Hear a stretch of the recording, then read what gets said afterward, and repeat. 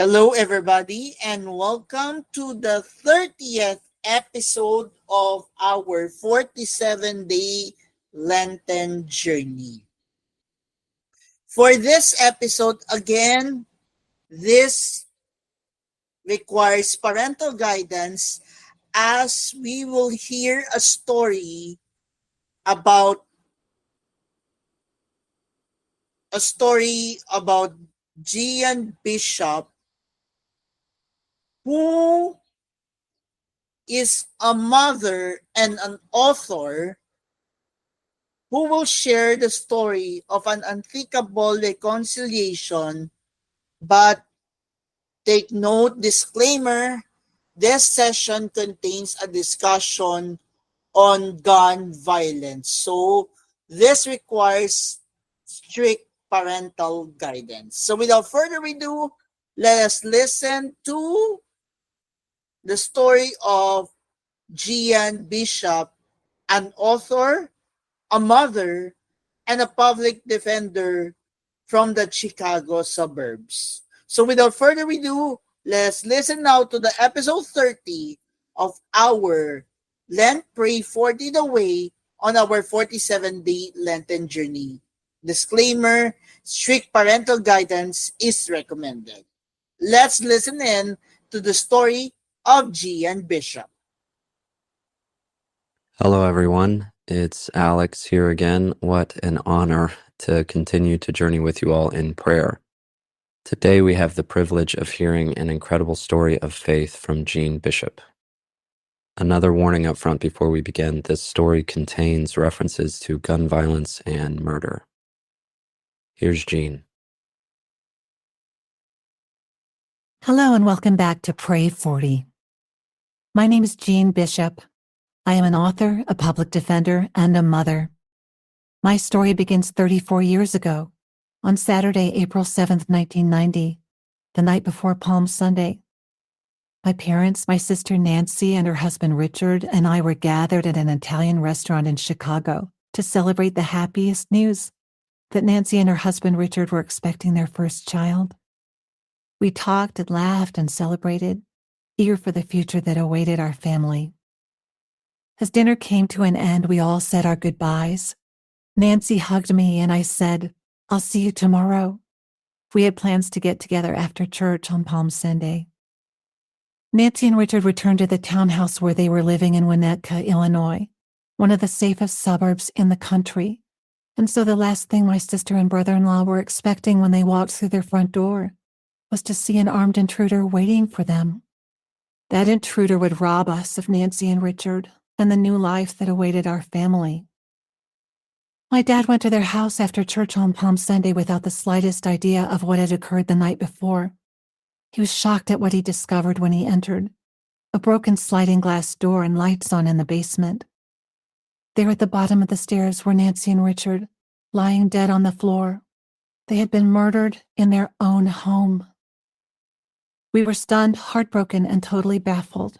For 6 months, no one could figure out who had killed this happy young couple, with no enemies and everything in the world to live for. Then one night I came home from work to my phone ringing. When I rushed to answer it, I was met with the voice of a reporter for CBS News, asking for my reaction to the arrest in my sister's murder. "What arrest?" I asked. "There's a teenager in custody in the Winnetka police station," the reporter replied. It was a 16-year-old boy named David Bishop. He had bragged to his friends about killing Nancy and Richard. He had showed a friend of his the .357 Magnum revolver he used to take their lives, hidden under his bed. Bishop's friend turned him in, and quickly the police went to his home with a warrant. I headed straight to the police station. After the police relayed the gruesome and horrifying facts to us, I said these words, expressing the first thought that came to me: I don't want to hate anyone. David Bishop went to trial a year after his arrest. He took the stand and denied the crime. He showed no remorse, and though he tried to blame someone else, after 2 hours of deliberation, the jury found him guilty. And as he was being taken away, my mother turned to me in the courtroom and said, "We'll never see him again." From the moment the police had told me that Nancy and Richard had been murdered, I sensed in my deepest core that hating the person who did it would destroy me. I refused to give him that power over me. So I resolved to forgive David Barrow, but my forgiveness was not for him, who refused to take responsibility or express remorse, who had not asked for forgiveness. I figured he didn't deserve it. So I offered my forgiveness for God, for Nancy, and for myself. I left David behind in the dust. God could deal with him. It would be years before I realized that this wasn't authentic forgiveness, and that being a Christian demanded more of me. More than a decade went by. I'd had 2 sons and become involved in our state's movement to abolish the death penalty. Through that work, I was gifted a book by a law professor that would change everything. He had given me a book called Forgiveness, Christian Reflection, including a chapter by Randall O'Brien. He was then the president of Carson Newman University. And I read his chapter about forgiveness and thought it was wonderful until I got to this sentence. No Christian is ever in a position of privilege, wronged one or wrongdoer, where he or she is excused from the responsibility of working for reconciliation. Those words stopped me dead in my tracks. Excuse me, what? I thought, indignant. This was a bridge too far.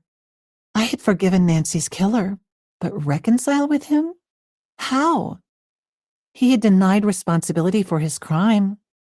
O'Brien was not only asking me to reconcile with this unrepentant murderer, he was telling me that as a Christian, I was obligated to work for that reconciliation. It took days to gather the nerve to dial that number, to the office of the president of Carson Newman University. When I finally did, though, O'Brien was out. His assistant took a message. I waited to hear back, wondering if he would return a phone call from a stranger. But he did. The call came a few days later as I was sitting in my car in the parking lot at O'Hare Airport. It was Randall O'Brien, and I told him why I wanted to speak with him, about the terrible murders in my family and this unrepentant murderer. O'Brien listened carefully as I told the story, and then I asked him my question. How can I reconcile with someone who's never admitted his guilt or expressed remorse? I pressed for an answer. In an affable voice, he told me I sounded like a deeply faithful Christian and an intelligent person who would be able to figure this out for herself. No, I persisted. Tell me what trying to reconcile with someone who isn't sorry would even look like. He paused and said, it would look like Jesus on the cross. And I started to cry.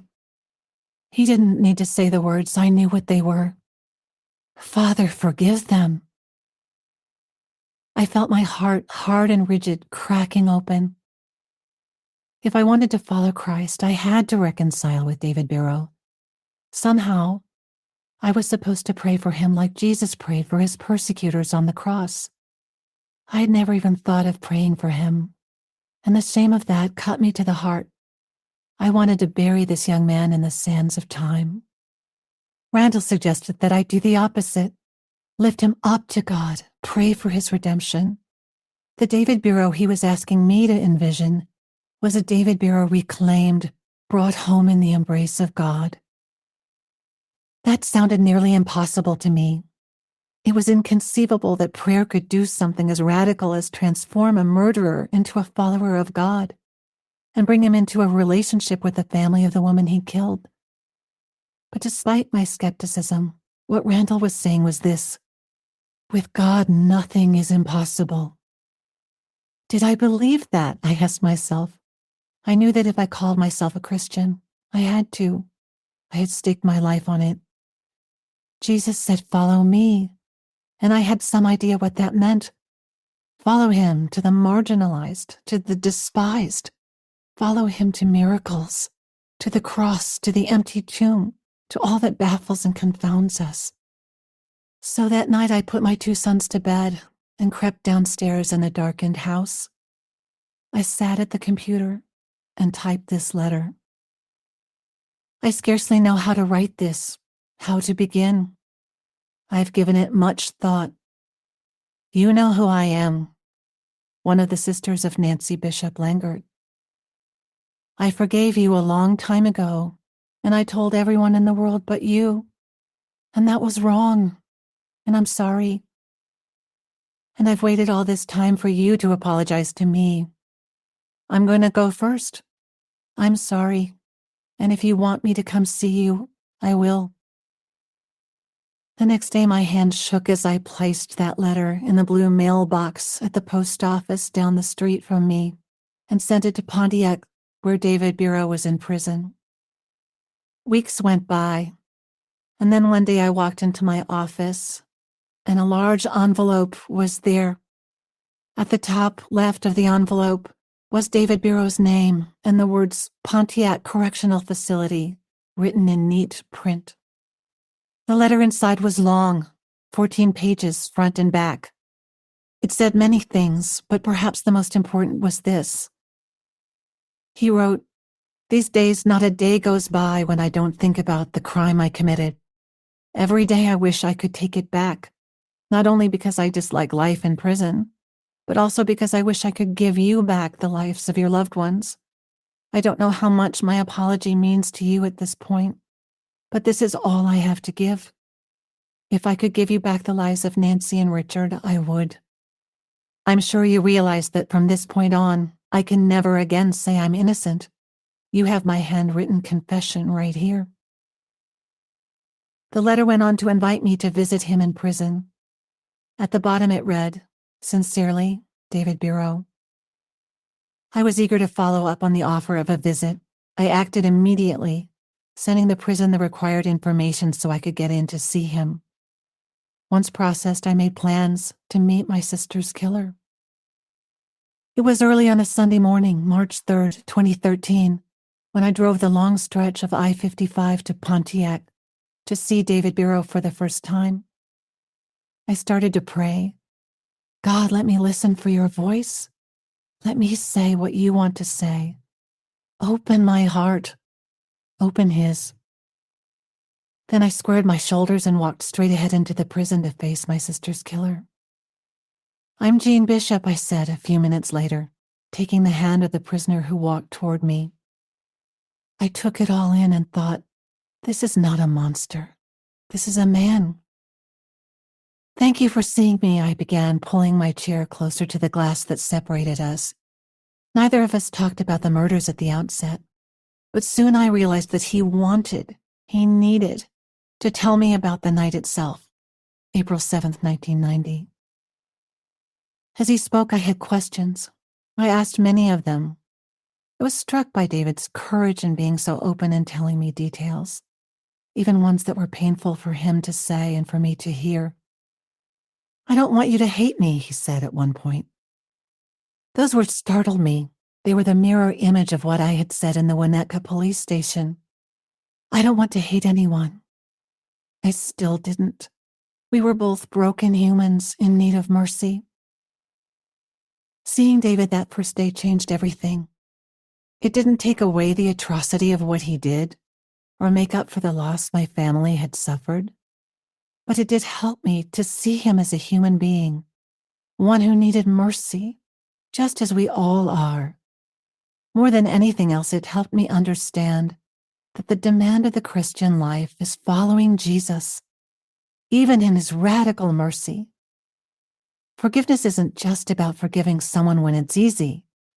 It's about seeking reconciliation wherever possible, just as Christ did for us on the cross. Our process of reconciliation wasn't pretty or perfect, nor did I expect it to be. I expected to be as messy as the two of us were. Visiting David Biro came at a cost. Some who knew me were appalled at my choice. They felt betrayed. Regardless, going where God called changed my life. It changed my work. It changed my perspective. Visiting him continues to transform both of us today. My hope that our friendship and this witness of mercy I've been invited into leads David back to the Father. I can't know what will happen, but God changed my heart. Why not the heart of David Biro?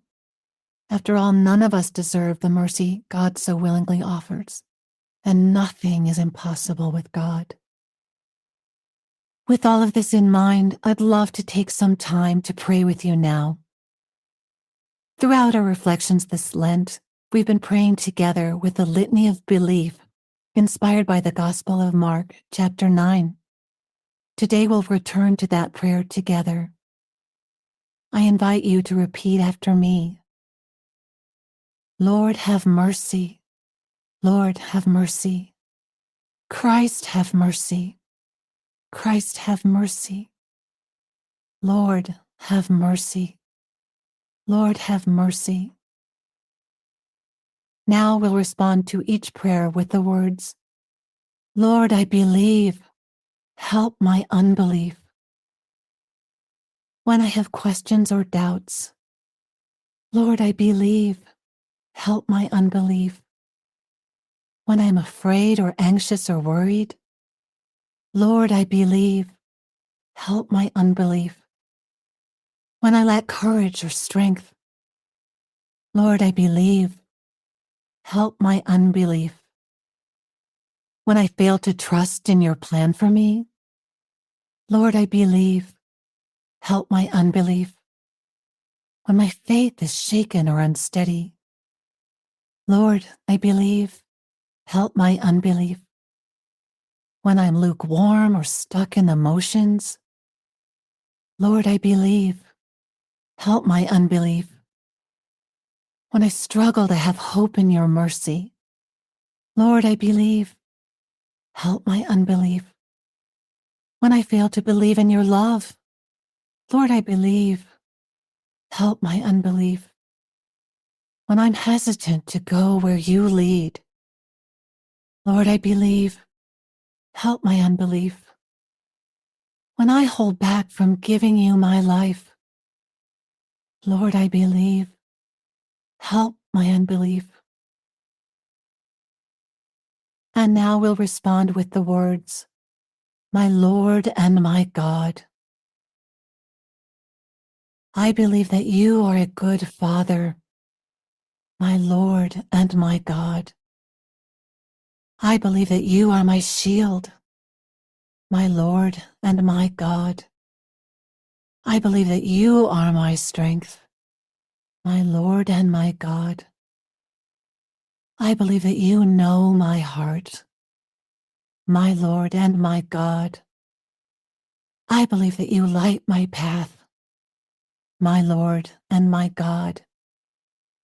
I believe that you plan my steps, my Lord and my God. I believe that your plans are good, my Lord and my God. I believe in your mercy, my Lord and my God. I believe in your love, my Lord and my God. In the name of the Father, and of the Son, and of the Holy Spirit. Amen. Thank you so much for praying with us today and for listening to my story. If you or someone you love has been wrestling with reconciliation and forgiveness, please know of my prayers for you. Tomorrow we'll be joined by Mark Wahlberg and Chris Pratt for another Fasting Friday challenge. I hope you'll join us. Until then, may God's peace be with you.